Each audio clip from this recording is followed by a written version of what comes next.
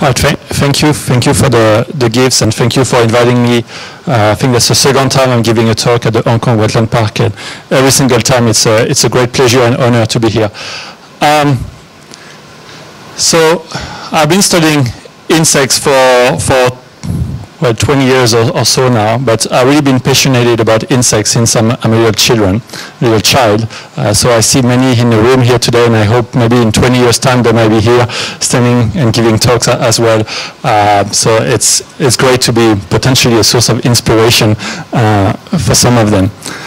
So I realized when I was preparing the talk this week that my title was actually inaccurate. I put it as a world of insects, and in fact what I should have done is a world of insects and other arthropods, because what I'm going to be talking about today is about insects, but also the related groups of insects that are all together parts of the arthropods. And before we dig a bit further, I would like all of us to actually do a little game, and this is why you have received a piece of paper and a pen. And we start by drawing a forest. Okay, so it's maybe quite a venture for everybody to do that, but I'm going to give you some simple rules that I hope you can all follow. So in that forest, I'm actually going to present to you 9 different groups, and I would like you to actually represent those groups of how important you think they are in terms of ecological importance. And to do so, you will just represent them by a letter, okay? The first letter, and I will indicate to you also what those are.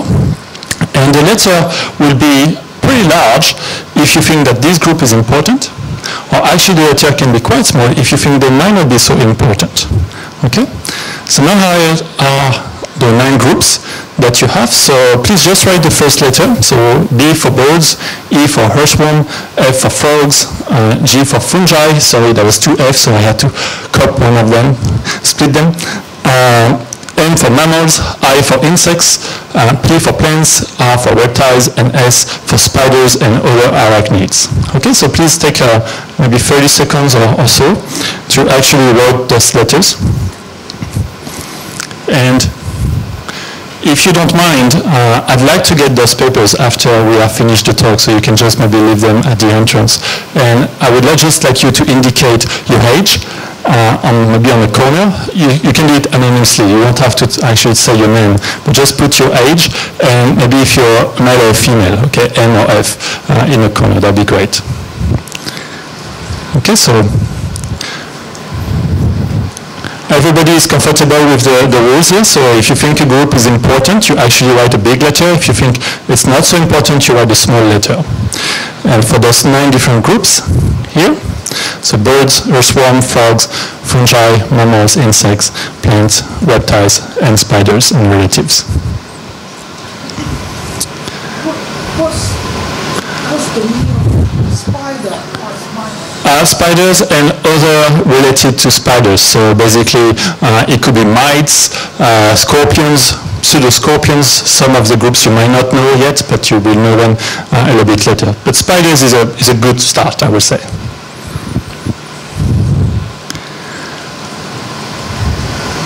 Okay, do you need a few more seconds, or it's all good? All right. Well, let's take a look then of what other people have been answering in the past. Oops, sorry, I'm going the wrong way. All right. So how does your rainforest actually look like? Will it be looking more like something on the left or something on the right? And you see those are actually 2 different things. Okay, here you can see that the mammals, in this case this is supposed to be a jaguar, is quite large. You have a toucan here for the birds, the reptiles are here, and then the insects, which are represented by an ant here. Okay, that's a social insect. And then we have a butterfly that's a bit larger, represented here. And then we have this, I guess that's a spider. Looks to me more like a mite, but probably was a spider. And you see the one on the right, actually you have something very different, where there is one group that is actually pretty huge, and that's the ants. And I guess I'm lucky because I work on ants mainly, so that was a good representation. Then you have the butterflies that are quite large, the earthworm, you have the spider here, and then you see like the vertebrates, so the mammals are here, the birds are here, we have the reptiles and amphibians here. Okay, so quite different representation. Now the representation actually on the left were done by primary school children. Okay, that's how they actually perceive a forest. And if you ask an ecologist how they think how different ecological groups are important, this is the kind of drawings that you're going to get. One thing I didn't mention yet, that you see on the background, you have the plants. And we should not forget this because they are essential to any ecosystem. Okay, so keep in mind, where was your drawing? Maybe it was in between, maybe it was on the left, maybe on the right. But if you were on the left, I hope that at the end of this talk, I will have convinced you that the right way to look at them is really more like something like that. Okay, so that's going to be a journey that we're going to try to do all together. And yeah, the note of the importance, which I mentioned. So that was actually a paper that was published a little bit over 10 years ago now. They did a test with different approach using children's and also scientific data. So for today, we're going to actually explore the world of insects and other arthropods, and we try to understand why they are so important. So first of all, I just want to give you a very brief overview of who are the arthropods, because I'm going to use those words quite frequently, and I want to make sure that you understand what I mean by those. So first we have the arachnids. Okay, so those are spiders and relatives, and globally that's a little bit over 110,000 species, so quite a large group already. Then we have the myriapods, which you probably know as centipedes and millipedes, and plus a few other groups, and those contain 16,000 species globally. We do have the insects, okay, and those are by far the largest group, with over 1.1 million species being described, so it's quite 10 times already the numbers of arachnids. Then we have crustaceans, which we should not forget, are also important, which have 67 species. But the difference here is that arachnids, myriapods, and insects are actually mainly terrestrial, while the crustaceans are mainly marine organisms. Okay, there is a few exceptions in both cases, but we're going to present them as us. So what I'm going to be focusing today are on the terrestrial arthropods. Okay, I'm a terrestrial ecologist, so I'm going to be a bit biased for today. So one of the first questions we address is, what is the global importance of arthropods? And we're going to be looking at them in with two different approaches. One is in terms of biodiversity, and here we mainly focus on species richness, so how many species there are, and I already give you some ideas of that. And the second part is in abundance. And of course, counting every single insect or every spiders of the world is a task that is impossible. So we're going to be using biomass, and biomass is the weight of all those organisms. And I could explain how we weight them or how we get a projection of the total weight if you want to.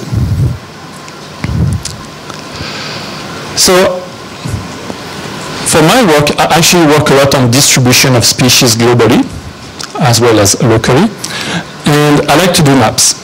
And I thought a good way to represent how insects and other groups are important is to project them on the map. So you can see here that you have different colors, and actually each color will represent a group, and the size of the area covered by each group is dependent of the overall species richness globally. Okay, so that's a proportional representation. And the first one, which basically cover all of the Malagasy region, so Madagascar, all of Africa, the Middle East, most of Europe, and most of Asia, are actually the insects. Insects alone, in terms of our knowledge of global diversity, represent 56% of all the species on Earth. So more than 1 out of 2 species on the planet is an insect.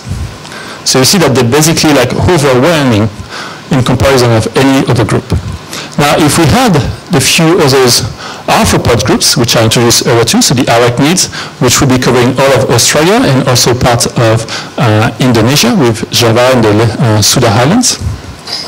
The crustacean, which would be actually on the eastern part of Brazil and the Guiana Shields. And the myriapoda, which actually be Chile. So you see that all the arachnids, all the arthropods together represent 2/3 of the species globally. So it's quite actually spectacular that one group can have so many species. Then if we had other invertebrates, and you can see the mollusk, for example, which is the largest one in the rest of invertebrates. We cover most of the Indian subcontinent and part of Southeast Asia. And then we can keep going like that, and actually have the plants. We'll be covering all of North America up to Costa Rica, more or less. Then the fungi, which will be mainly in the Amazonian basin. And then finally, we reach what people are probably the most familiar with, which are the vertebrates. And in that case, we have the 5 groups. The fish, which will be actually covering this part of New Guinea, Sulawesi, and the Philippines, so relatively small area. The birds, which will be basically in France and a few other countries, so small countries, and I'm French, so I have the right to say that. Then you have the reptiles, which will be just in Germany and Poland. The amphibian will be covering part of Spain, sorry. And then the mammals, which will be in the Brexit area, okay? So you can see that when we take vertebrates all together, in terms of global diversity, they represent 3.1%. Of course, that includes us, humans. We are part of the mammals, and we tend to have a distorted view of nature because we only see the big things. But seeing the big things is actually a big problem because most of diversity, most of what made the life form of this planet are actually things that are very small. And that's coming from somebody who's over 2 meters, so I can tell you that you can trust actually, don't pay attention to the big things, look at the small things. Now, this is just another representation when you have the actual numbers, and we know about 1.9 million species so far. Okay, in 2019, that's about the numbers that we know. But the question we need to address is actually how much we don't know. And if we do that, you have the numbers here in this column of estimated species, and then if I just do a percentage of what we know over what we think might be present, you can see that most of the percentage for some groups are actually quite low, okay? 20% or less. And I'm just going to highlight some of the groups that we know fairly well. So basically, if we know 80% or more, that's a relatively well-covered group. And again, you can see that in general, at the exception of amphibians, we know the other vertebrate groups, which are at the bottom of the table, fairly well, or extremely well. For example, the mammals or the birds are almost entirely described. Sure, sometimes you hear about one species being described, but this is almost anecdotal at that point. You have groups for which we could do better. So that would be, for example, the annelid, the earthworm, the amphibians, surprisingly, are a group of vertebrates for which there is still a lot to find. The crustacean, the mollusks, so the snails and relatives. And then we have the groups for which we don't know much at all. And you can see that some of the most diverse groups, such as insects, arachnids, but also fungi, we don't know much of them. Actually, for fungi, if you like mushrooms and relatives, you can see that there's probably about 5% being described. So there is a lot more that can be found.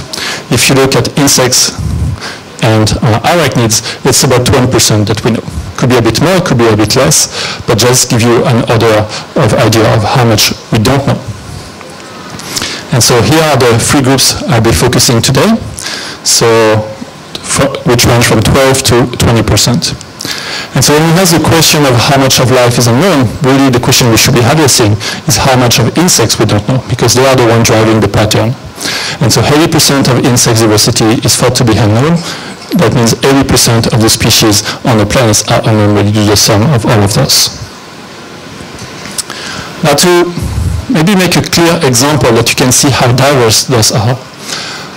Some of my colleagues a few years ago, they decided to go to a forest in Panama, a tropical forest, and sampled every single arthropods that they could for half of an hectare. Okay, so half of an hectare is not exactly a huge area. It's much smaller than a football field. And they collected everything they could, and they tried to identify every single arthropods that they collected. And they actually collected over 6,000 species, And it took them 10 years of work to actually collect and identify everything. 6,000 species on alpha nectar, this is more than the global mammal diversity. So you see the contrast here that alpha nectar of a tropical forest can actually have more species than the entire mammals on the planet. Now you have this number in head. Think about what happened when you clear cut those forests. Okay? And every day you have thousands of hectares that are actually going to smoke. That means you can imagine how many species are losing their habitat at the same time. For reference, they got 130,000 individuals. So that work actually was done only one time, because it took them 10 years. It's actually very tedious, it's very hard to do, and finding the experts that can do it is quite difficult. Now I try to show you now the abundance of the different life forms on the planet. And so imagine that we could weight all organisms on the planet. This is what we call the biomass, okay, or the biological weight of all organisms on the planet. And how heavy every single group will actually be. That's the question that these people actually have tried to answer. And the first one we can ask, where are the living organisms? Where actually are they found? And you may be surprised here, because 80% of the biomass is actually in terrestrial habitat. 13% is found in the deep subsurface, so under the ground, okay? Pretty deep, hundreds of meters underground. And of course you think that there's nothing really living there. Well, actually you do have a lot of life, but not the life you might think. You have a lot of bacteria, for example, that are found there. And they might be microscopic, but they are so abundant that when you put them all together, they have a real biomass. And then 1% is marine. And I know Hong Kong, we talk a lot about marine life and everything, but you can see that at the global scale, it's actually quite negligible. Now, if we think about which groups of organisms are the heaviest, most of it is composed by plants. And that's why I was saying earlier that plants are extremely important. 82% of the biomass on the planet is actually composed by plants. And I could explain why later if you want in your questions, but this is something to keep in mind. 60% are bacteria, 2% are fungi, and then animals represent only 0.4%. So that might be quite of a surprise, it may be a shock for some of you, but animals, us, in terms of biomass, we represent, again, very, very little. Now, if we break animals into different groups, you will see that arthropods represent 50%. Okay, so again, a lot of weight that they do represent. While if you look at the wild birds and mammals, they account for 35% of animals. Okay, so again, a much smaller weight than one you have. Now when you think about 50% of the biomass, that means that biomass for animals is actually very active and acquiring food from the plants, for example, and transforming it. So the action they will have on the ecosystem will also change quite a lot. So let's talk about the dawn of arthropods. Okay, and I use ants a lot because that's the study system I'm actually using for my research. And I'm going to tell you about when arthropods appeared. And so the arachnids, we know that they appeared at least 520 million years ago. Okay, so that's an extremely long time. Insects, they are a little bit younger, if I can say. They are probably around 479 million years. And the oldest insect fossils are about 412 million years. Okay, so we know for sure they are not younger than this. And then we have the first fossil winged insects, so insects with wings, and I'm going to be talking about that a bit later, that are a bit more recent, 324 million years ago. Okay, so there is nearly 80 million years ago where we have insects but with no wings. Whoops.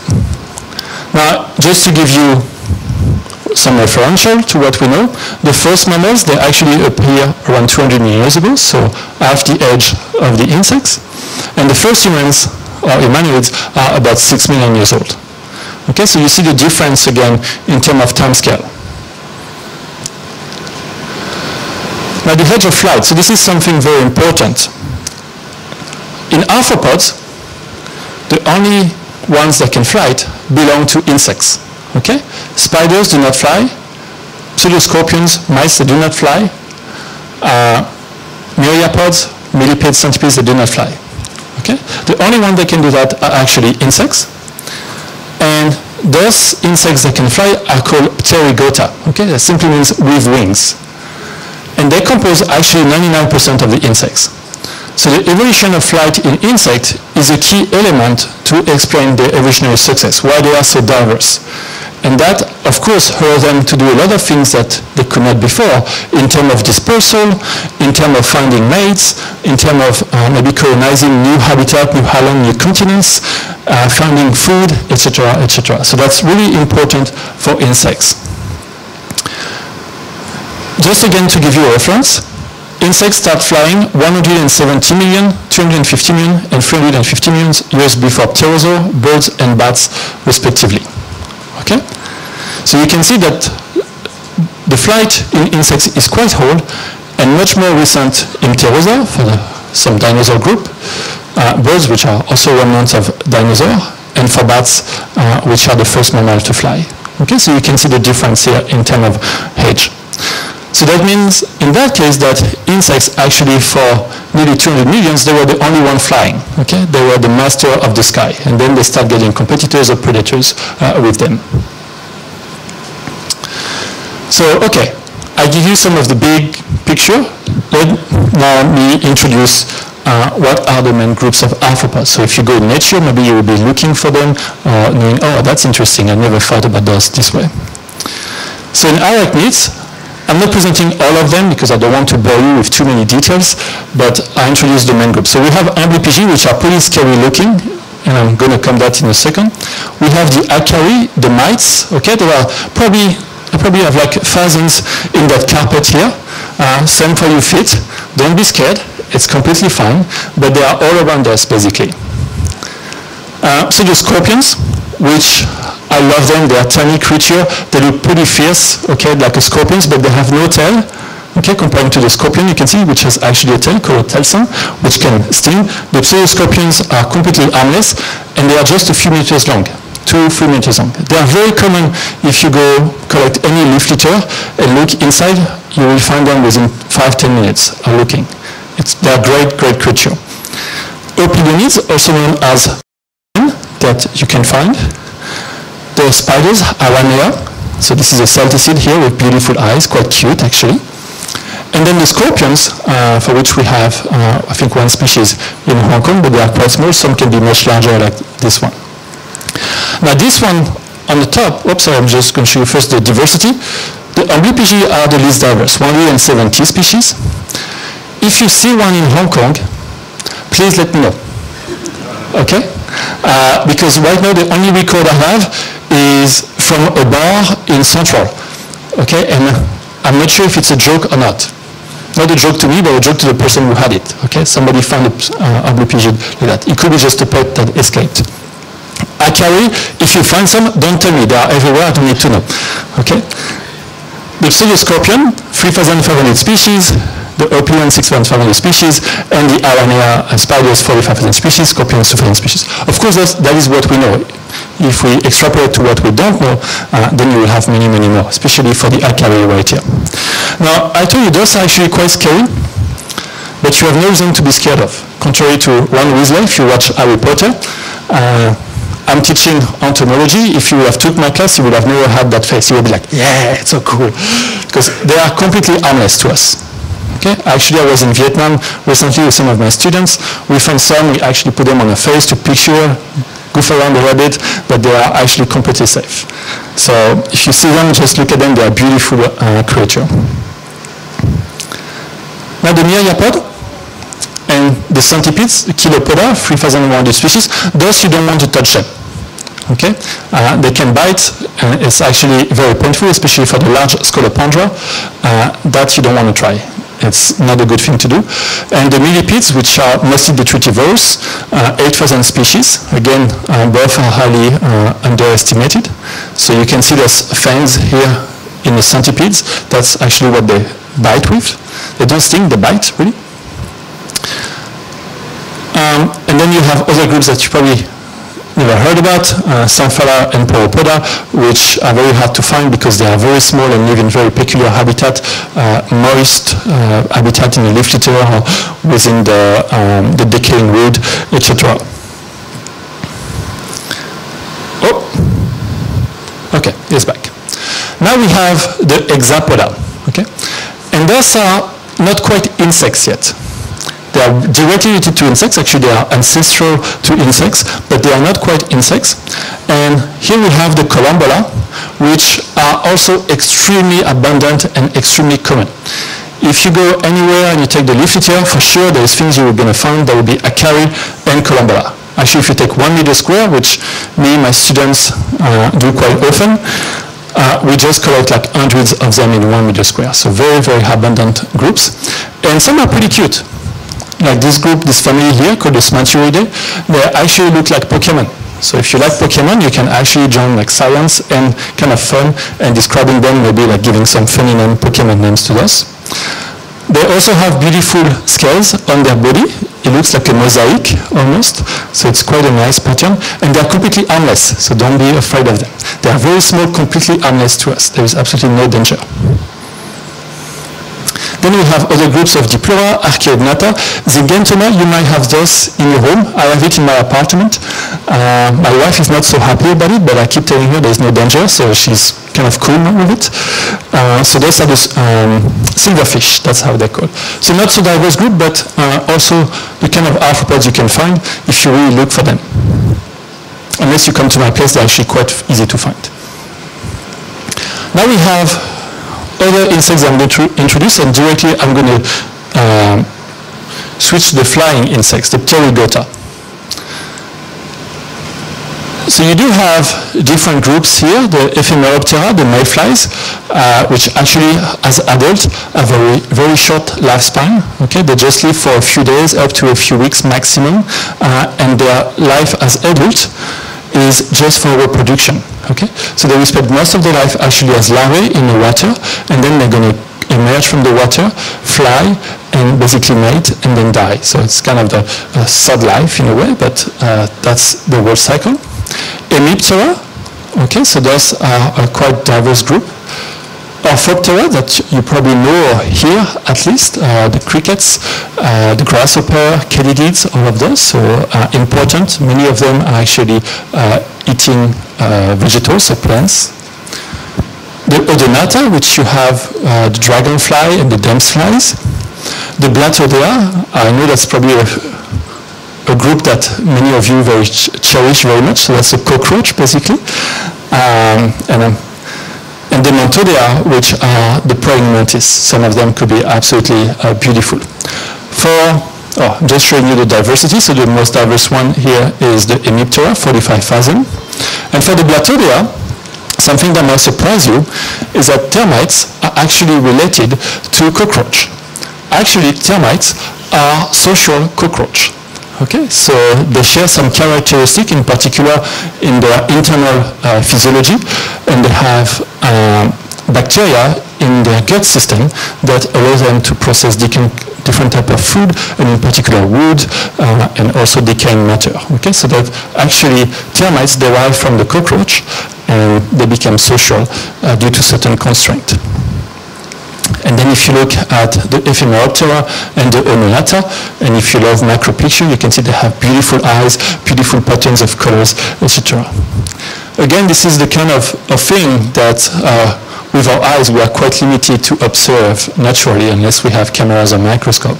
So if you get a chance and a good lens, you can really try to take some very spectacular picture like that. Then we have the big four. Okay, 4 orders of insects that basically have radiated more than any other groups, and those are the Lepidoptera, 160,000 species, so the moth mostly, and the butterfly. I know people look a lot at butterflies, but butterflies only represent 10% of the Lepidoptera. 90% are actually moth. They are way more diverse, and this is also true in Hong Kong. The flies, Diptera, 150,000 species. This is a group that is much understudied, so there's probably, if I talk to my colleagues who are dipterers, they tell me they may have like 5 million of flies. I honestly don't know if it's true or not, but for sure there is at least double that number, maybe up to 1 million. The Kolyatura, which so far are the most diverse group that we know, nearly 400,000 species. This is absolutely a spectacular group, a diversity of shape, of life form. They do all kinds of things you can imagine. And my favorite, the Hymenoptera, which will have wasp mainly, and also a few species in terms of percentage which have evolved eusociality. So they are social insects as well, just like the termites, which will have some social wasp, but of course social bees, honeybees, for example, and ants, which I'm studying. Oh, by the way, this is not an ant, this is a velvet ant, a Mytidae. It looks like an ant, but it is not one. Don't try to catch that one. They are very painful stinger. So now that I introduced the different groups, let's take a look at why they are so important. Here, I took the picture of a bee actually pollinating a flower, because this is the first thing that people think about, pollination. Okay, when we think about the importance of insects in ecosystem. And we are right to think that because most plants in the world are actually pollinated by animals, not just insects, but other groups. I could not find exactly the numbers for insects. It's something we still don't know, but I'll show you some data nonetheless. And it's particularly important in tropical regions. 94% of the plants that are found in tropical regions are actually pollinated by animals. The majority of pollination being done by insects, that is certain. We know that 75% of the cultivated crops are pollinated by insects. Okay, so 3/4 of all the food we get it, of the plants we get it thanks to the insects. So this is something to keep in mind. And it is estimated that every year, insects provide services that are worth 1,350,000 billion Hong Kong dollar. Okay, so clearly losing them, you can see that it will really create a dent to the way we can produce our own food. Honeybees, of course, are very popular. Everybody knows them. We love them. They produce honey and they pollinate flowers, so they're actually great. But one thing that might be sometimes overshadowed is that you have tens of others of thousands of insect species and flies, beetles, Lepidoptera, thrips that also contribute to pollinations.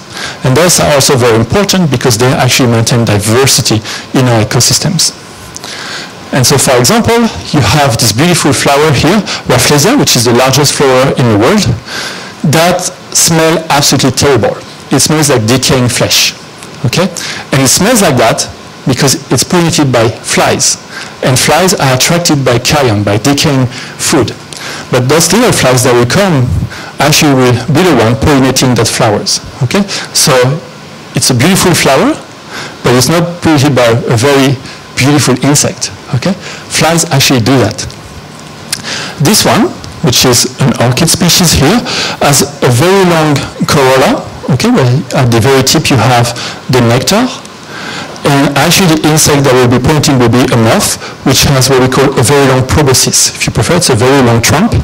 And that moth can actually go suck up the nectars, and by doing so, will also catch the pollen from the flower and move from one flower or one plant to another and spread the pollen over.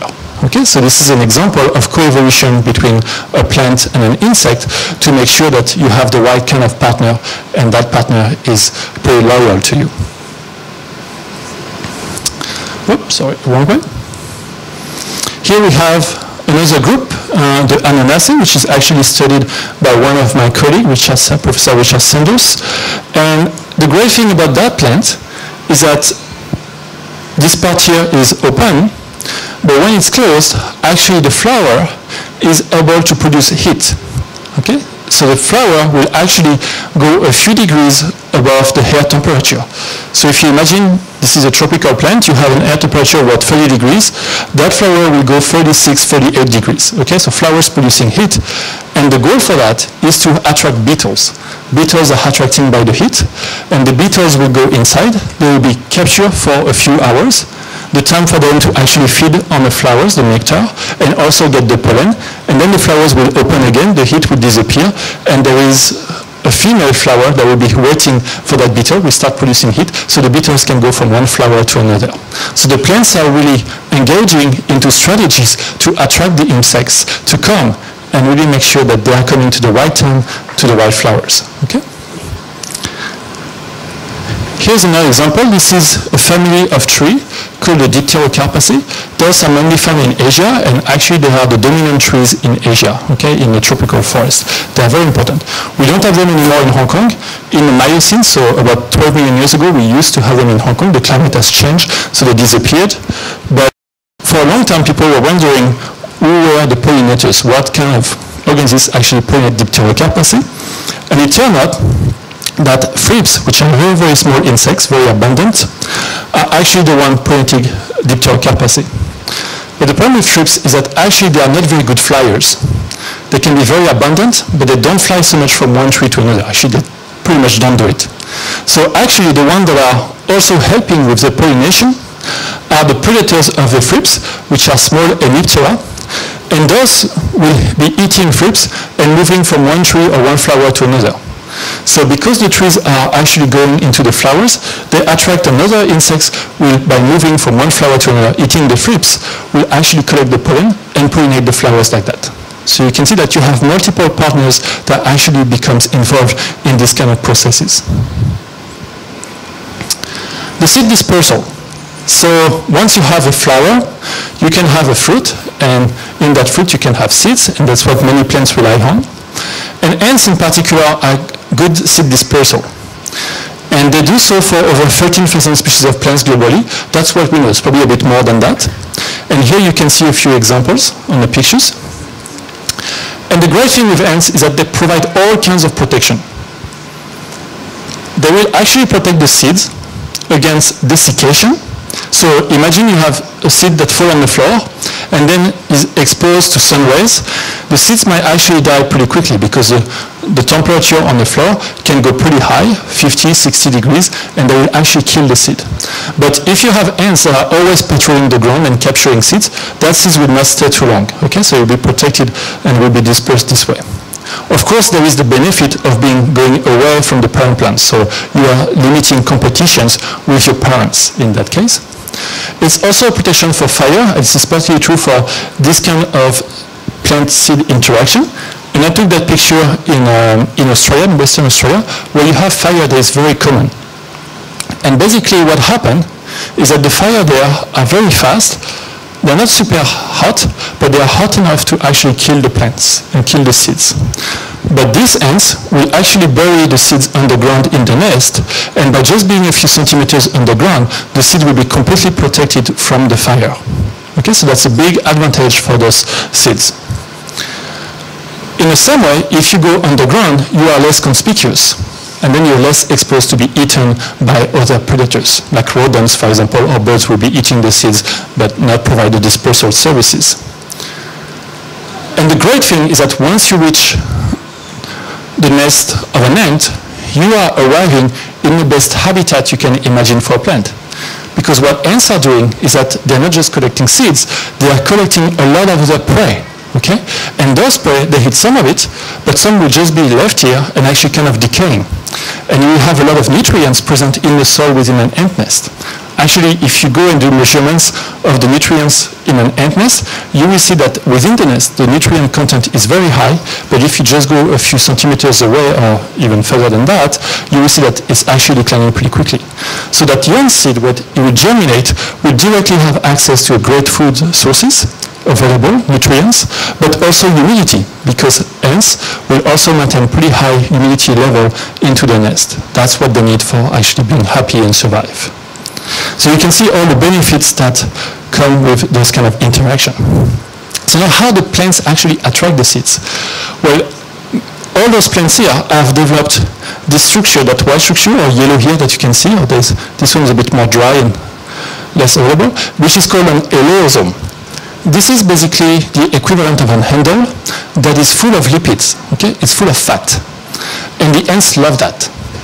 The ants will actually take the eleosome and carry the ants under the ground, then they will they will take the seed, carry it under the ground in their nest, then they will hit that fleshy part, and that fleshy part has absolutely no function for the germination of the plant. Its only function is to attract the ants.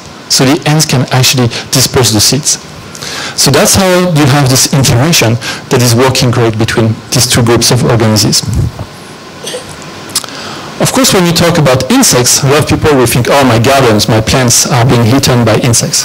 And yes, that's a big thing about insects. They eat actually pretty much every single part of the plant you can imagine.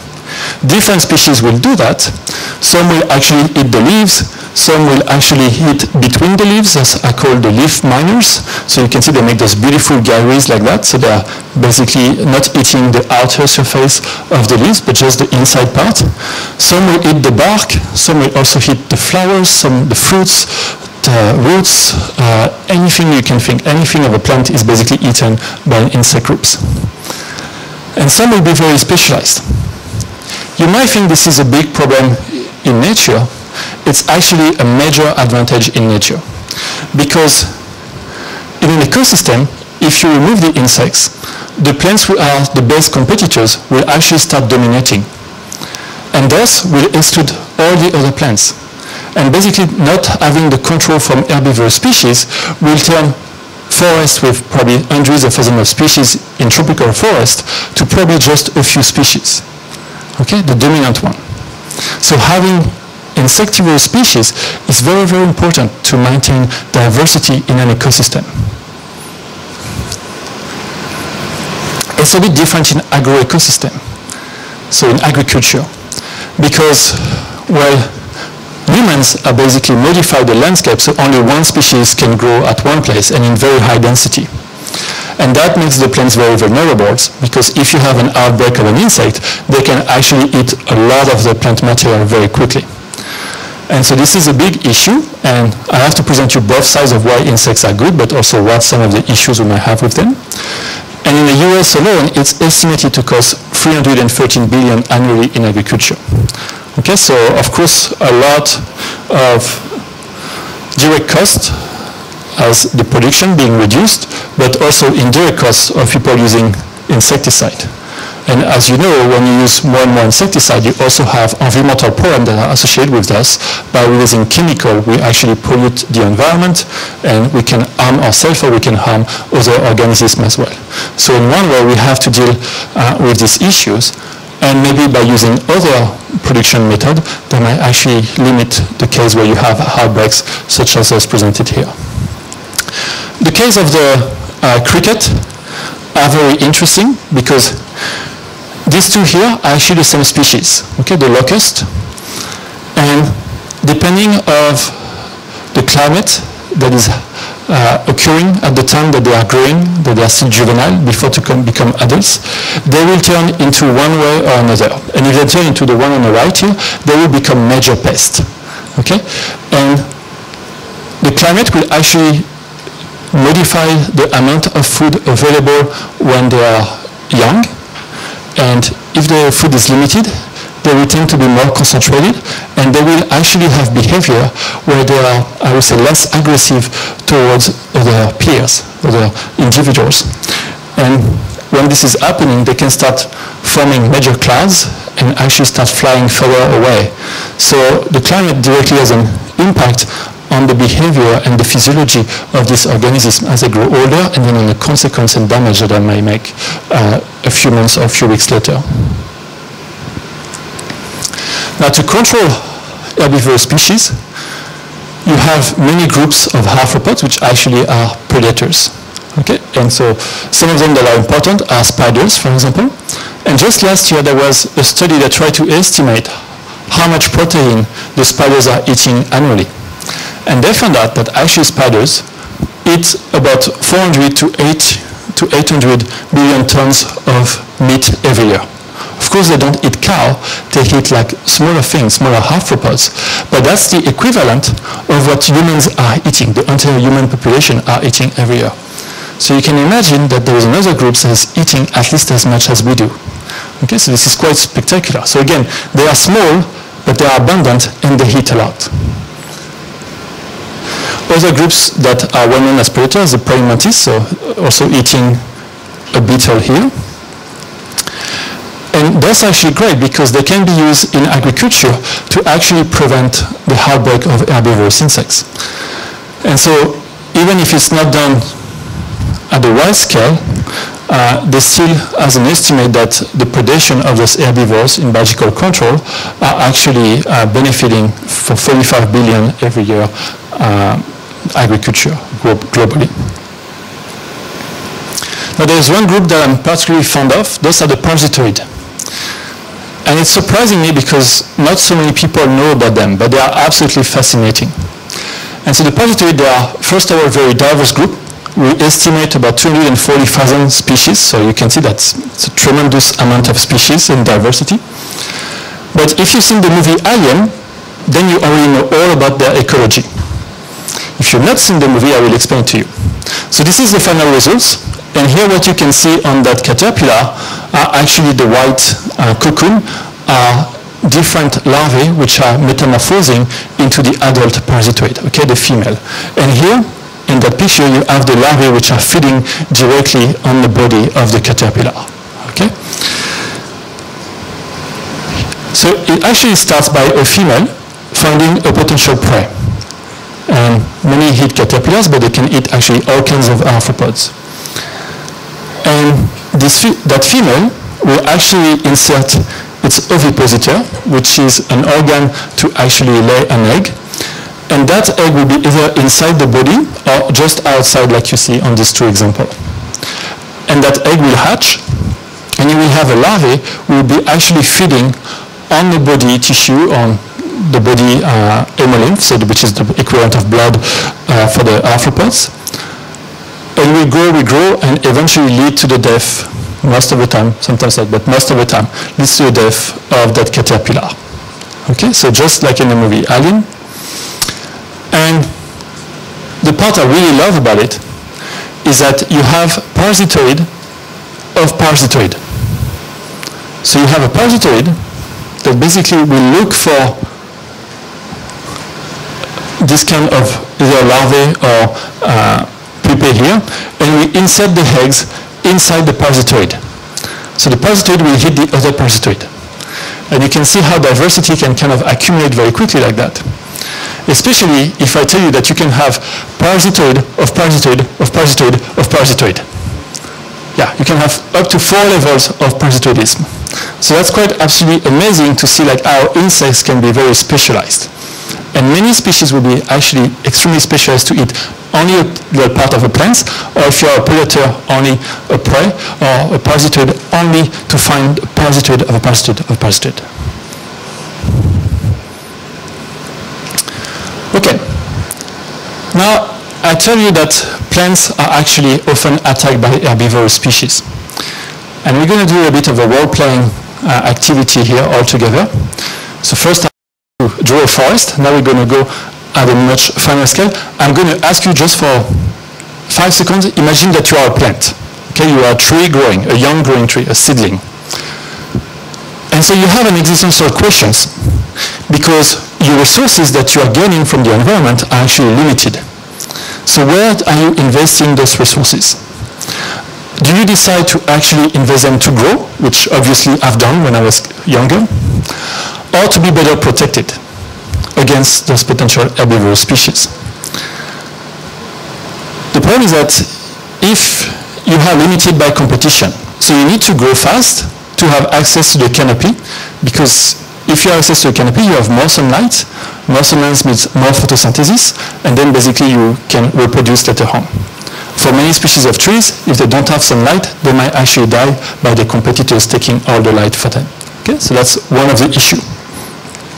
But the second issue is that if you grow very fast, then you cannot invest much in your defense, in particular chemical defense. And so you need the protection against herbivorous species. So what to do? Defense are costly, and that means that you have less growth. That's basically your problem. Do you grow or you get more protected? In either way, that could be fatal. Well, some plants have actually found an alternative solution to that. And that's to hire a bodyguard. Okay? So you can grow, but somebody else will actually defend you. So that's your bodyguard here. But for plants, of course, they don't get a bodyguard like that. It's not some kind of bouncer.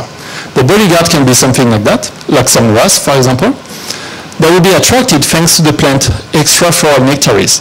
Plants will produce nectar outside their flowers to actually attract insects such as wasps, for example. And this was by coming close to the plant, they will actually patrol for other prey items and caterpillars, for example, or other insects, and capture them. So at the same time, they will come close to the plant, where you might get another benefit, which is that they might find like other source of food, like proteins that they need, and basically remove those insects, herbivorous insects. But that one is actually not so efficient, because you can only have one bodyguard at a time. The best way is to hide thousands of bodyguards at the same time. And that's what some species do. And here you have all your bodyguards, and your bodyguards can cover the entire plant. So the entire tree, for example, can be protected by those bodyguards. So now the question is, who are those bodyguards? Well, here they are. Ants. Ants are the ideal bodyguard for the plants, okay? Because they are social insects, and so they have colonies that can contain hundreds, thousands, or tens of thousands of individuals, and they are always hungry. They're always patrolling for food. And so how the plants ensure that the plant can pay those bodyguards? Well, the plants will provide shelters and food. And so part of the plants are actually modified so the ants can actually nest within these hollow twigs. Okay? Some are called dementia, which are modified cavities. And so the plants will be nesting directly on, the ants will be nesting on the plant directly, and then just patrolling the plant all the time. But then the plant will also have to provide some food. So here, some lipidic food that we will produce, or extrafloral nectaries like I showed you before, so some sweets, while the ants will patrolling for proteins, okay, finding them. Now, what is great, and it was actually demonstrated experimentally, is that if the plant is being attacked on one part of a branch, for example, the plant will start producing more sugar or more Belgian bodies like that, so more food on this part to attract the ants to go into that part. And this way the ants will patrol and remove the potential herbivorous insects that are actually attacking it there. So the plants also are kind of manipulating the insects to actually have them doing what they need them to do. Another example that I really like that was shown a few years ago is an ambush collective predation strategy. So here you see this is a Cecropia, this is in Central America.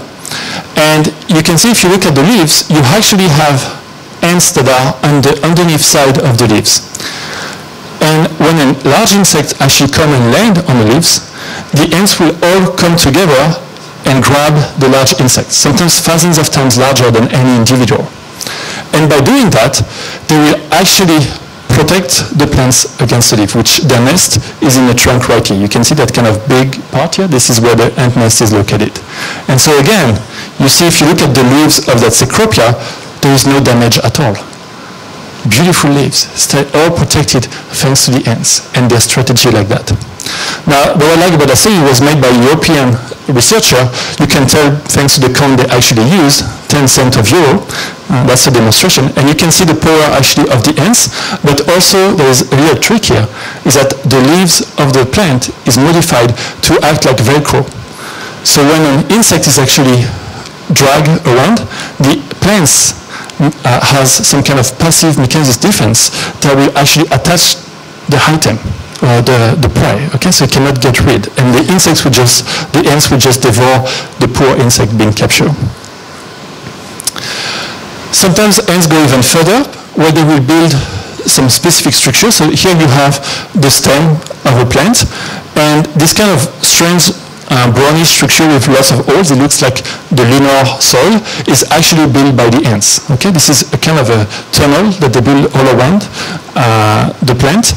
And if you look more in detail, you can see that those little holes that you see are just for the ants to have the head passing by.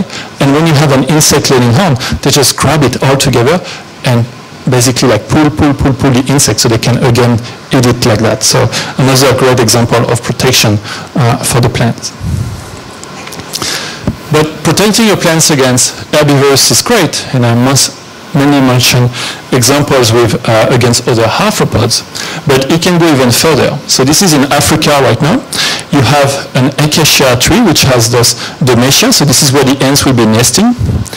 And actually, that protection from ants is so efficient that even large herbivorous mammals, like elephants, will be actually repelled by the ants.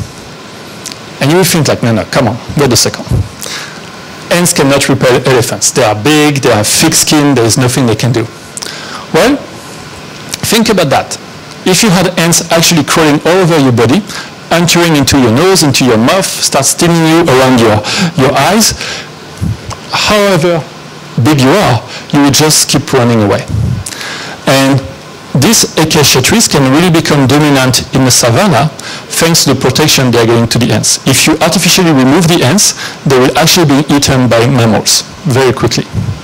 Okay, so you can see how important are those ants to defend them.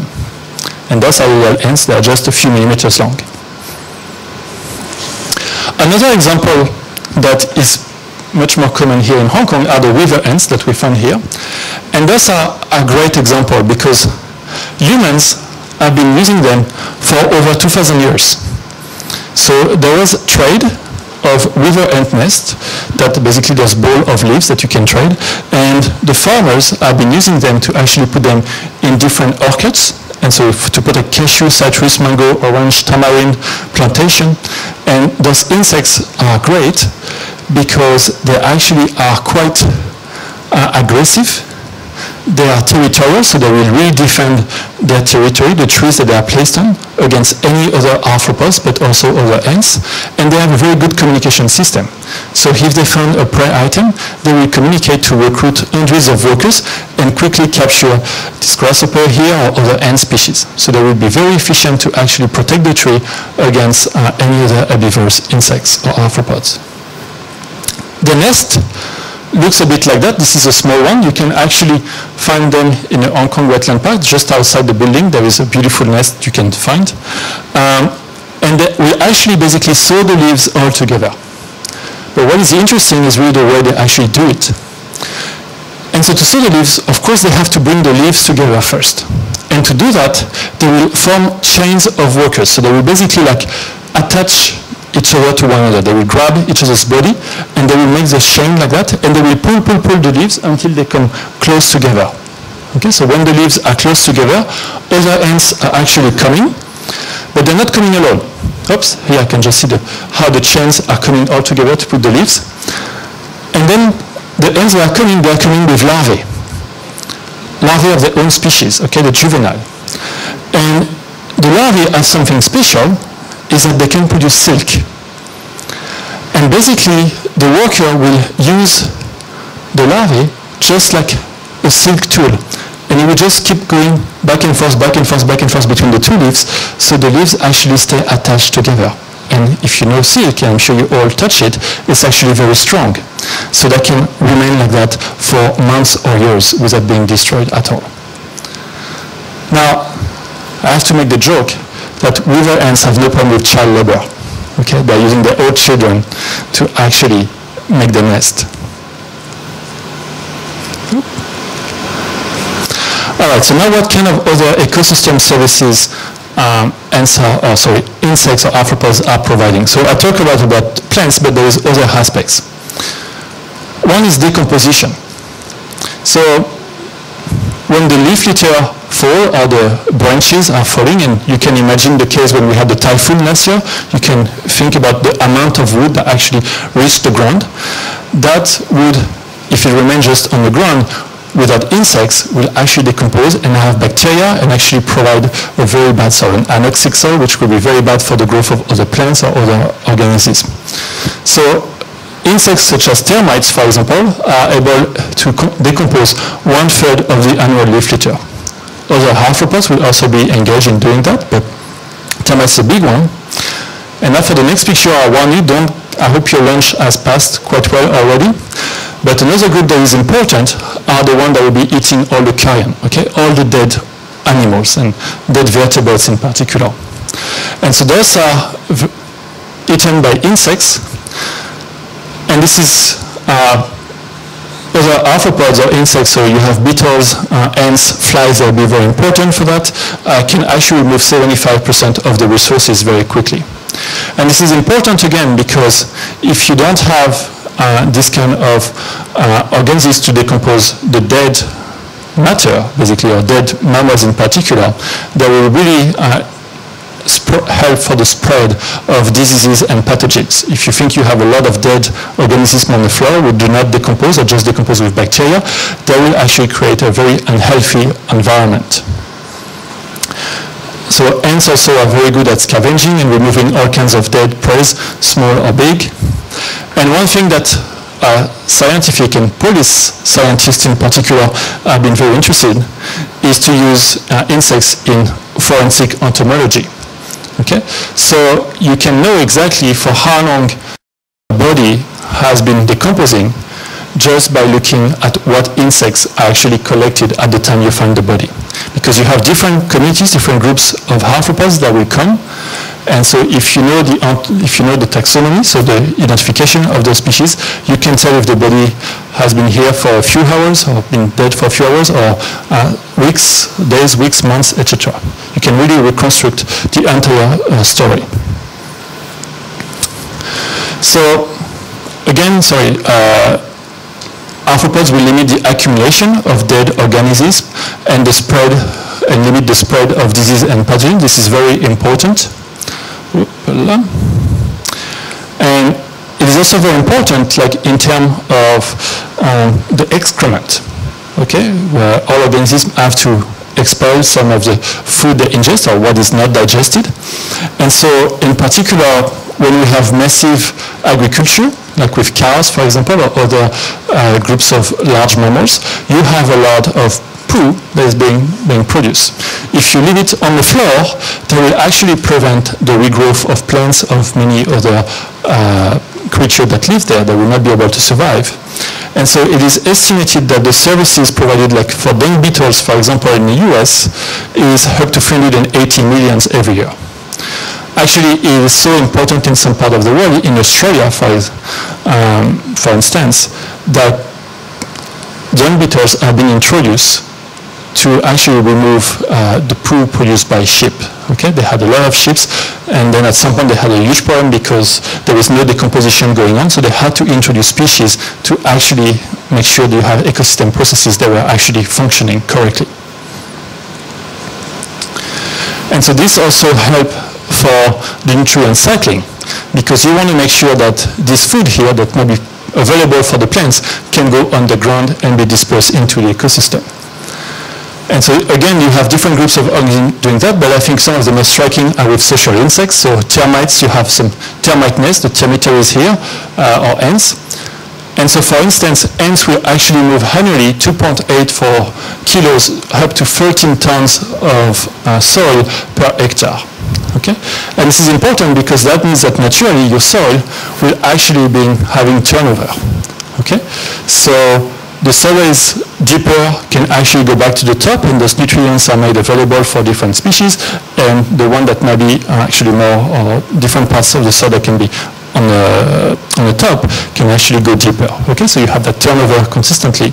And also what happened is that the soil is more aerated. If some of you are gardeners, you will know that if you have a soil that is very compact, it's actually very hard to have any plants growing on them, because the plants, the roots, they still need to breathe. They still need oxygen to actually survive. And by having all kinds of gallery system like this, it actually provides the oxygen to go into the soil and avoid to have an anaerobic soil. You have a good soil that is actually much more healthy for many groups of organisms. They also enrich the soil in different nutrients and organic matter by actually bringing prey deeper into the soil. They will also do things like changing the pH to more neutral values. They will modify the moisture gradient. And altogether, all these things will actually help to maintain very healthy ecosystem and very diverse and rich plants community. Actually, it is well known that around certain termite nest or ant nest, you will have a much richer plant community that you will find away from them, because many more species have better soil conditions to actually grow. So just to show you how important this might be, This is an ant nest. Okay, so you can see the cast, this is 20 centimeters, and you can see that you have a lot of tunnels and a lot of aeration, so it's quite complex. And every single of those tunnels is likely to have some food items that actually goes deeper and made available later for the roots of the plants coming in. This is my colleague Walter Chinkle. This is a different species. You can see, so Walter is slightly smaller than me, it's about 185. Okay, so you can see the size of the nest here. This is a bigger ant nest. So you can see again how ants are able to excavate a lot of materials and having the soil turnover going on. And finally, if you go to Central and South America, you have nests about that size. So those are the leaf-cutting ants, fungus-growing ants. And those are actually very deep. They can go as deep as 7 meters and have a diameter of about 20 meters. Okay, so they are basically megapolis here. And just to give you an idea of the density of ant colonies that you might find, you can find 300 to 1,300 nests per 100 meters square, so 10 by 10 meters. So you can see that you can have, you don't have nests like that, not so many different species, but you can see that having so many species actually really help the soil turnover, enrichment, aeration, etc. And again, worker of a colony can bring back 1 to 100 kilos of food per year into the nest. So you can think about all the food that goes into the soil and actually made available for the plants. So now the arthropods are also a good food source. And nearly 1,700 species are actually being consumed almost daily in the world in 113 countries. So we tend to forget that in many parts of the world, but insects have been historically a very important part of our alimentation. And it's funny because if I was to ask you how many of you are eating arthropods, well actually let me ask you, how many of you are eating arthropods? Nobody? Nobody eat crustacean? Shrimps? Crabs? None of you? You might be the only audience. Well, it's in your brain because they are related, and some of them can be quite delicious. I eat insects when I have the occasion. I travel in countries where it's part of the menu, and it's very good, okay? So in China, in particular in Yunnan, where I do some work, 178 species are commonly eaten.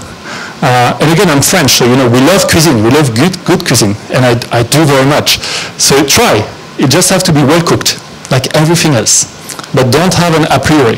And it has a lot of advantage over many other kind of protein you might eat, and I'm happy to discuss that later if you want, but I don't want to make too long of a speech on that. But for other organisms, this is extremely important. Many species of birds, for example, that you might appreciate watching in Hong Kong Wetland Park are highly dependent on arthropods. If you remove arthropods, they are losing their prey. Okay? Then they might not be able to survive. And it was estimated again that in terms of ecosystem services they provide, it's up for 390 billions because many people like to pay money to actually observe those organisms. Okay? So you can think like how they are important at that point. I'm going to finish with a few examples of what I found absolutely amazing, and here I'm going to talk mainly about some ants. So if I was to ask you when was agriculture developed, most people will probably think, well, a few thousands of years, right? Well, actually, you will be right. Humans have developed agriculture and farming about 12,000 years ago. This is much more recent. This is the Egypt civilization, so just about 5,000 to 6,000 years old. But actually, when we asked that question about the invention of agriculture, we were preceded by many other groups. It actually evolved at least 9 times independently in insects. It evolved in termites, and now we know 330 species of termites are actually using agriculture. Beetles, 7 times, with over 3,400 species of beetles actually using agriculture. And ants, only 1 time, but that has radiated to 220 species. And if you look at when that happened, termites is about 24 to 30 million years ago. Beetles is 40 to 60 million years ago. And ants it's 45 to 65 million years ago. Okay, so you can see that agriculture, the invention of agriculture, is much older than humans. And let me explain how it works. So here we have those ants which are found in the New World, so in Central and South America mainly. And those ants will actually go and cut leaves or grasses for some species. And they will cut those leaves and bring them back, carrying them to the nest. And in the nest, they will actually break them into smaller pieces. And those small pieces of leaves will actually constitute the substrate for the fungus. And what they are growing is not some other plant. They are actually cultivating fungus. And they will inseminate this fungus to the small part of the leaves. They will be taking great care of their farm. Okay, they are very, very careful with them. And then they will actually use that fungus, which are making those white pellets here, as a food source. And in particular, they will be feeding the larvae with the fungus. And that actually allows them to reach colonies that can contain millions and millions of individuals. Okay, so they have cities.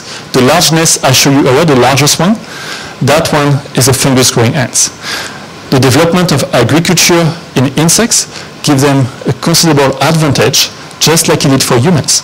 Once you can actually develop agriculture, you can settle down somewhere and you can expand your population. So one thing that is also fascinating is that different ant species will have selected, and I'm using that word on purpose, selected particular species of fungus. Okay, just like we are using selecting different species of plants that we find are the best for us. Another example of agriculture is the fact that ant species have domesticated other insect species. And they have done that with aphids, scale insects, basically different groups of Hemiptera, mombracids as well, etc. You can see different examples here. And these insects are actually sucking the sap directly from the plants. Okay, they will insert their mouth parts into the plant tissue and sucking up the sap from the plant. The sap is full of sugar, and these insects are releasing sugar under small droplets like that, which are called honeydew, which are very rich in sugar. And of course, if you do any picnic, you will know that if you do the candy or a piece of sugar, ants will be attracted to it. Well, the ants in the same way will actually come and milk literally those insects, just like we milk the cow. Okay, they will be eating that honeydew. In exchange, the ants will protect these different groups of these different colonies or herds of insects. They will protect them from predators by repelling them. They will protect them from climatic conditions. Some of them, they will actually build shelters above them, like galleries completely above those insects, so they will be protected at any time. And they will also move them to better pastures. So if there's part of the plants or other plants that actually have a better quality for the sap, they will just grab them and carry them to another part of the plant. Okay, so just in the same way that humans might be moving like the herds of sheep or cows or to a new pasture when the food is not good enough.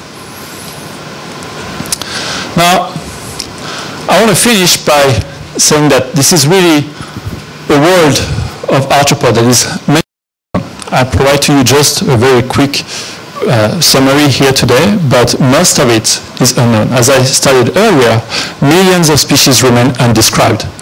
I think about a couple of weeks ago, we were in a newspaper, my laboratory and I, because we described new species of ants from Hong Kong.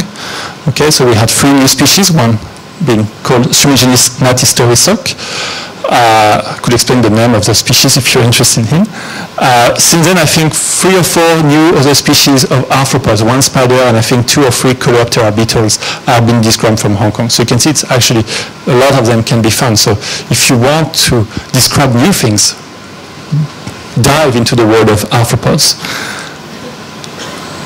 But even when you know a species, meaning, well, you have described, you put a name on it, most of the time, so probably 99% of the time, you know nothing about the biology. So we just have a name, which is not very useful, because you don't know exactly what they are doing, what kind of ecology they have, where they live, what they eat, etc.